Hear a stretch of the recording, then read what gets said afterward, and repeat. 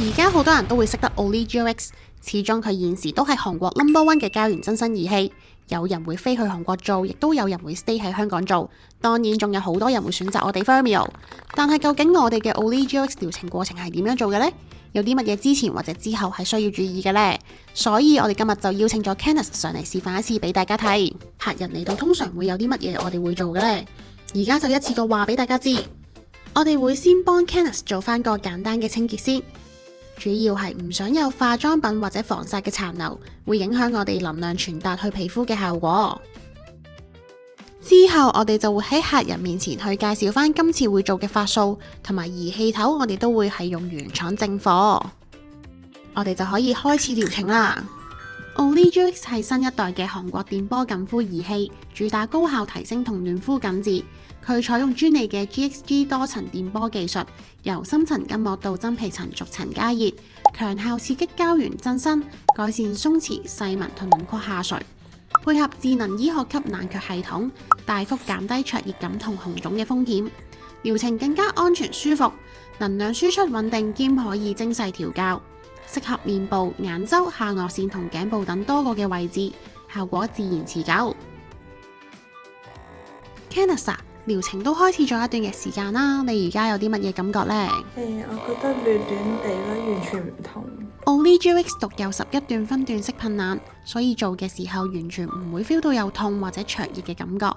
能量一輸出，探頭嘅表面就會同時降溫。皮膚表層涼涼地，但真皮層仲可以吸收到足夠嘅熱能去收緊膠原。傳統電波最怕就係好熱好辣，所以做嘅時候治療師會用唔同嘅方式去減輕客人嘅效果，同樣地會令到熱能傳遞得唔平均，減輕效果。而 OLEGX 冷卻做得好，可以連續打 shot， 減少停頓時間，療程更快，效果更加平均。而且機身有感應器不斷監測皮膚嘅溫度，達到理想嘅溫度就會自動調節，減低過熱嘅風險。OLEGX 嘅 GXG 模式係深、穩、快3合1嘅電波技術。先用第一段 G 模式深入加熱，集中收緊深層筋膜，之後轉做 X 模式，均勻穩定咁為真皮層升溫，刺激大量膠原增生。最後再配合第二段 G 模式，加強定型，鞏固提升效果。成個過程由淺入深，再由深入淺，輪廓提升更加立體，同時大大減低痛感同紅腫風險，適合怕痛又追求高效緊膚嘅客人。好啦，做咗一半啦。可以見到做咗 OLEGX 嘅呢一半邊面蘋果肌脹卜卜，輪廓 smooth 咗，虎紋呢一個位置淡咗，眼底呢一個三角位脹起咗，好似我哋平時打咗光影咁，就好似用咗前排好興嘅膨脹式胭脂咁，太陽穴、鼻尖位、下巴都脹翻晒，成個輪廓即刻立體咗好多。咁我哋即刻做埋嗰半邊面先。想要 OLEGX 發揮得最好嘅效果，記得由前、中、後3個方面配合。